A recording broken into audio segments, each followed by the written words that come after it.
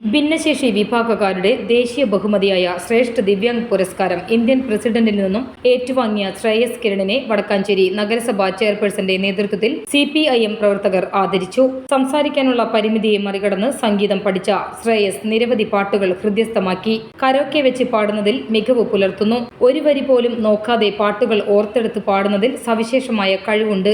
ഈ കഴിവ് ചെറുപ്പത്തിലെ തിരിച്ചറിഞ്ഞു നൽകിയ നിരന്തര പരിശീലനവും കുടുംബത്തിന്റെ ത്യാഗനിർഭരമായ പിന്തുണയും കൊണ്ടാണ് ശ്രേയസ് മികവോടെ മുന്നേറുന്നത്. 9 വയസ്സ് മുതൽ സംഗീത പഠനം ആരംഭിച്ച ശ്രേയസ് കർണാടക സംഗീതത്തിൽ ബിരുദധാരിയാണ്. ഹിന്ദുസ്ഥാനി സംഗീതവും അഭ്യസിക്കുന്നുണ്ട്. പാട്ടിനൊപ്പം പെയിന്റിംഗിലും മികവ് പുലർത്തുന്നു. രാജ്യത്തെ വിവിധ നഗരങ്ങളിൽ ശ്രേയസ് പ്രദർശനം നടത്തിയിട്ടുണ്ട്.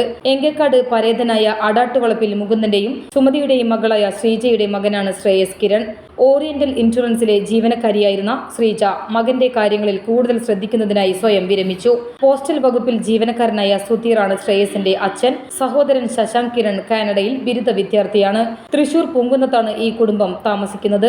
വടക്കാഞ്ചേരി നഗരസഭാ ചെയർപേഴ്സൺ മിനി അരവിന്ദൻ, നഗരസഭാ കൗൺസിലർ S രാമചന്ദ്രൻ, മുൻ councillor Sheela Murali, CPM local committee അംഗം Mithun Sajeev, branch secretary O Rajan, M Sankaranarayanan, VM Abdul Azeez എന്നിവർ സന്നിഹിതരായിരുന്നു.